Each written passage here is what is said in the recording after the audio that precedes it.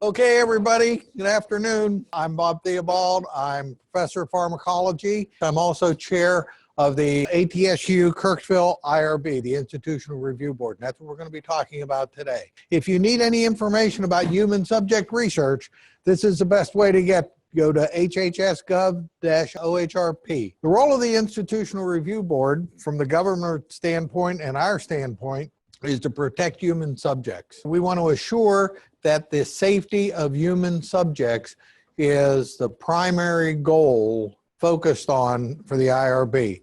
And we want to ensure also that all subject participation is fully consensual. Unlike animal research, with human research, people have the right and the ability to decide what they're going to allow you as investigators to do to them within reason. As long as they understand what's happening and provide appropriate consent, and that the risk-benefit ratio is not too far out of line or not out of line, then usually it's going to be approved by the Institutional Review Board. But protecting human subjects is the goal of institutional review oversight. Volunteers are human subjects. The volunteers that you have for your studies are humans, and their private information and the people themselves don't belong to the principal investigator. They don't belong to the people doing the study. They are their own entity. And what you have to remember is that the sheer value of research does not automatically trump the rights of people. In fact, it never does. The end does not justify the means in this circumstance. If you have questions about planning a project that you want to do, studying human subjects, ask the IRB before you start to do anything, and make sure that you and the IRB are on the same page. Because you as a physician, and quite frankly, you with, in a few years, very deep pockets, are the ones that are the responsible party. If you have somebody working in your office, in your clinic, or you're working with someone in the hospital to do something, and you do something that's wrong, you're going to be part of the people they're coming after if there's a problem. And not just the subjects, but maybe the federal government. What is a human subject? From the OHRP definitions, human subject means a living individual with whom an investigator is conducting research. And the research obtains data through intervention or an interaction with that individual, or it can be their identifiable private information. I know you've all been trained and are familiar with HIPAA. HIPAA and the IRB are separate, but they work together. IRB approval does not mean that you're in compliance with HIPAA regulations, because the IRB is not charged with and really doesn't have responsibility to govern or have oversight with HIPAA violations and HIPAA regulatory issues. But we work together with it because a lot of the information that investigators gather about human subjects falls under HIPAA. Permission, informed consent, and the reason we have informed consent, again, we're dealing with human beings that have a right to govern their own life, that have a right to determine what happens to them when it doesn't violate someone else's rights. And from the Nuremberg Code, the first right they have is to say no. Just like other issues, they can say no at the beginning, I don't want to do this, or they can begin to participate and say, no, I don't want to do this anymore. Or they can, at the end of the project, say, no, I don't want you to use my data, my information. I'm no longer want to be involved with this. And you, as an investigator, you have an obligation, a moral, professional, and legal obligation to listen to that and abide by it. Permission of a duly informed volunteer is required unless the IRB says otherwise. Sometimes that doesn't mean that the IRB overrules the individual. What that means is sometimes the IRB, in rare cases, will waive the requirement of a principal investigator to get informed consent. Certain circumstances, for example, in emergency situations where there might be a new procedure or a new device that could be life-saving in an emergency situation, and there's not enough time for the investigator or the staff to go through the full informed consent process, the IRB may waive the requirement to obtain informed consent prior to inclusion of that patient in the study. That doesn't mean that their medical treatment changes. What that means is that they can be included in that information without obtaining informed consent first. Most of the time, after everything's stable, we will require you to make the patient aware that they're being included in the study and ask for their consent that time. And then again, they always have the right to say no after that. Volunteers who are not of legal age for intended procedures must grant permission if they're able. A lot of studies are done on children. Sometimes those children are incapable of providing, granting permission because they're too young. But if a child is capable of understanding in their terms what an investigator wants to do, what the study is going to require them to be involved in, they must be allowed to grant permission. And if a child says, no, I don't want to do that, it would be very difficult for you as an investigator to justify including them in the study just because their parent or their guardian says so. So you need to consider that. There are some formal definitions of consent and assent. And consent is a legally effective agreement of the subject or the subject's legally authorized representation, like a parent or a guardian, that is given to the subject and representative in a language that is understandable. The language that you use for this informed consent should be targeted somewhere around 6th grade. That sounds pretty low, and it actually is, considering what we deal with on a routine basis. But that's the age, the understanding that most people in this country have, about a 6th grade education.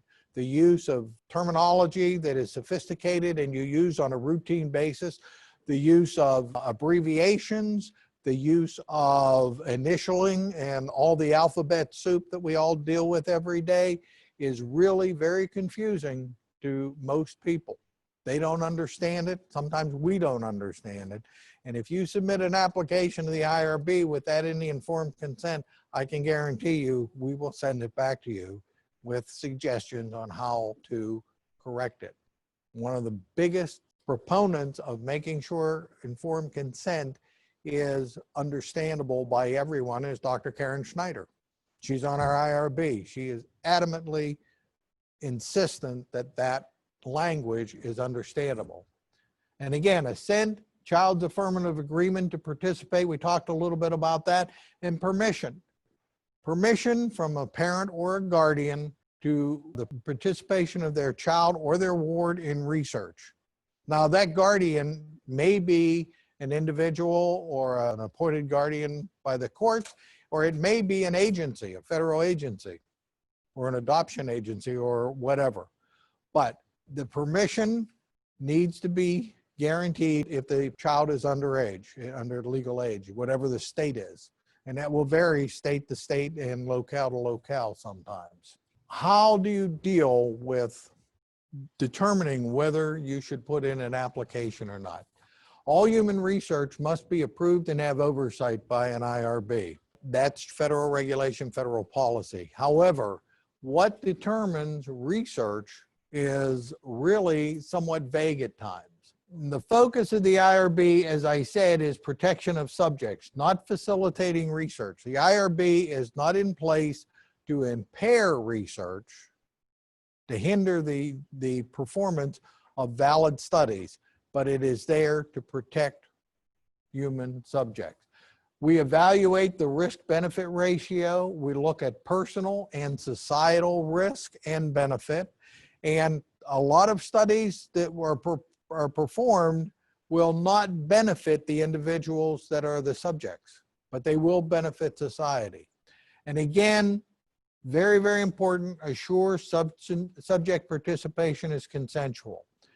Full awareness at their level, and if they are not at the 6th grade level, you as an investigator have to make sure that they understand what you want them to participate in, what you're going to do to them basically, and they have to understand it at their level. And they have to say, yes, I will do that. All right, what is an IRB? Well, it's a local and objective review panel. It's made up of people and voting members who are free of conflict. Most of our IRB here are people that are at the medical school and or the hospital. However, by statute, covered in 45 CFR 46, we have to have people from the community involved and that have no connection at all to any of the facilities, and we do. There are several of them, okay? It has to be suitably composed for subject context. So we have to have competency for review of the science and the ethics. The IRB, as I said, is not here to facilitate science, but it's not here to block it either. When we do a scientific review in our IRB, we look at scientific merit very, very carefully from the standpoint of risk and benefit.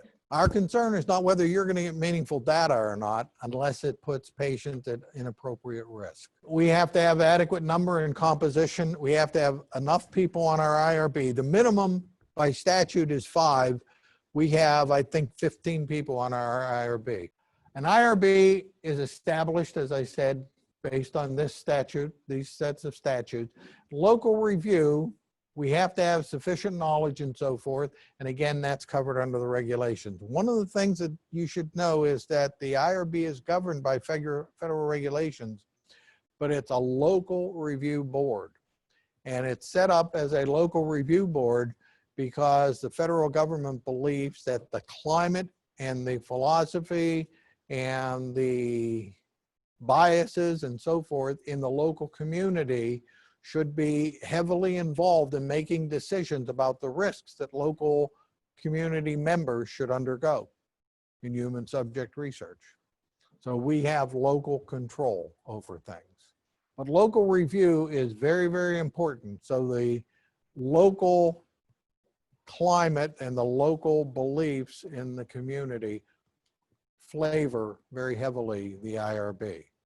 We can't ignore the regulations, but the regulations are broad enough to allow us latitude in a lot of instances. The review process for our IRB here is fairly straightforward. You request the package, and it's an information and investigators in preparation of human research protocols for IRB review. In the package, you will see a number of things that are important for you to understand. And these are things that you need to go through at least once in your life to understand why we have this type of activity to protect our people. And then you prepare your application. The application starts on page 22. Many pages are descriptions of what to submit, and what we have to have minimally for any application is an abstract of your protocol. I need to see what you're going to do, and I need to see it in enough detail so that we can make a decision at the IRB on how to move forward with it, okay? Then there are questions, 9 questions, and then an informed consent document. And then whether it's exempt, expedited, or requires full review is really an IRB decision. I will provide you with all the information and help I can and do what we can locally to help you and guide you towards preparing your protocol. And then nationally, there are all sorts of help at the various websites of the federal government. Things that can go wrong. One, probably the biggest thing, the investigator and the subject's interests aren't the same. Your interest as a PI is to get good, meaningful data and to satisfy or answer a question and determine whether your hypothesis is correct or not. The subject's interests most likely are, what can I do to get better? Sometimes it's, what can I do to help society get better? A lot of people in stage 4 cancer, stage 3 cancer, last stages of renal failure, heart disease, and so forth, will volunteer for studies to help society and maybe help themselves. But so you have to make sure that your interests are not in conflict with the subject's interests. Waiting too long to get IRB input. We try to do things as fast as we can and turn proposals around as quickly as possible. The IRB, quite frankly, is a volunteer organization, okay? Underestimate the value of our input and the integrity of the process. The IRB is an independent organization. Hospital, medical school, nobody can overrule an IRB decision. If the IRB turns down your proposal, you can't go to the CEO of the hospital or the president of the university and say, make them allow me to do that. That won't happen. It's an independent body, okay, regulated by the federal government and following federal regulations, but the university does not control it. And that's a safeguard for you, safeguard for subjects, safeguard for the university, safeguard for the hospital. That's why there are so many people in our IRB, because we want as balanced and broad a view as possible and as objective and view and integrity of the process remains intact.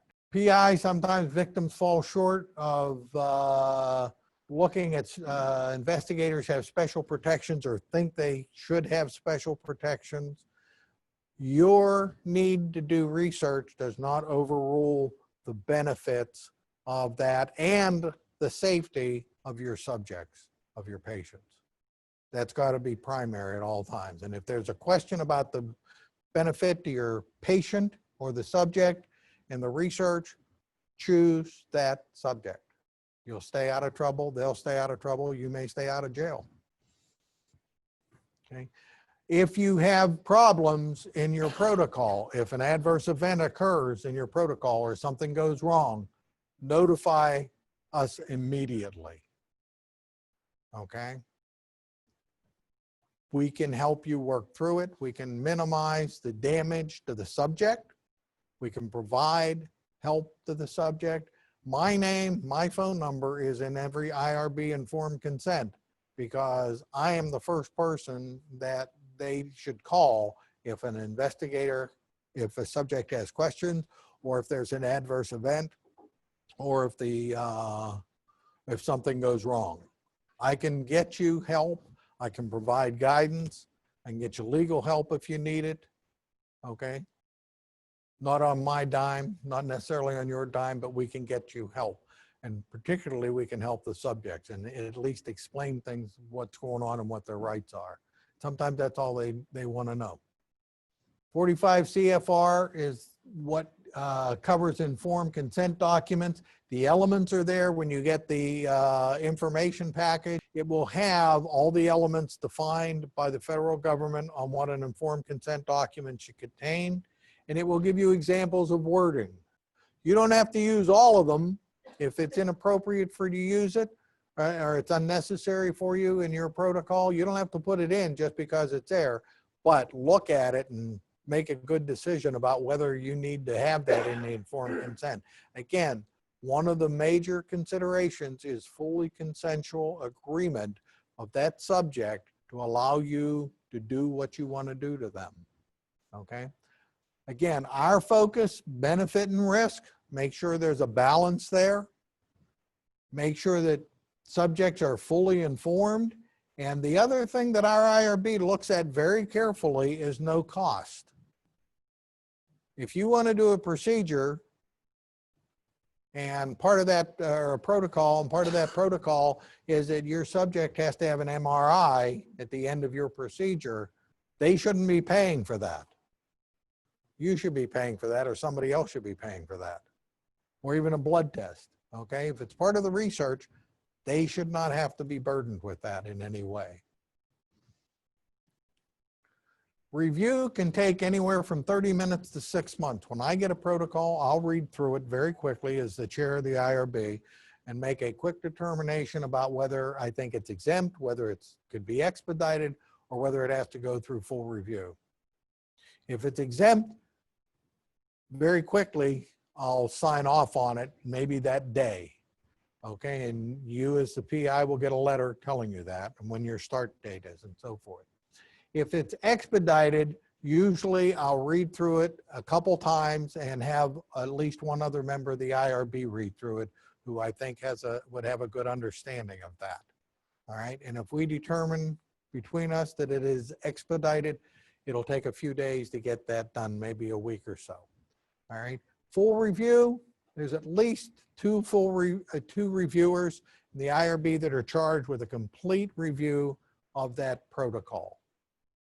And usually they're 2 to 3 weeks, mostly 3 weeks to do that. All right, and other members will review it also. Everybody in the IRB gets a full copy of your protocol and everything you send, and then we have a meeting. Sometimes we will approve it. Sometimes we'll say, no, this has to change. And then I will prepare a report or a letter to the PI, send it back to the PI, and give you an opportunity to respond and correct what we think needs corrected. If you as a PI think that there is a reason for you not to have to change it, we'll convene another meeting and you can come and discuss it with us. And if you convince us, that's fine. But if you don't, it's not going to change. Okay. Again, we discussed pros and cons, benefits to society and subjects, problems and so forth. Vote yes, no, or abstain. And then, as I said, report. And we do like to see, if there's a problem, we do like to see you resubmit. If you feel on the initial review of your project, you want to attend the IRB meeting, you're welcome. Again, the decision is final. There can be no appeal. We will look for corrections. We will help you work through corrections. And if there's something that's very specific, we will let you work through it. Again, the role of the IRB is to protect subjects, not to facilitate, but also not to deter research.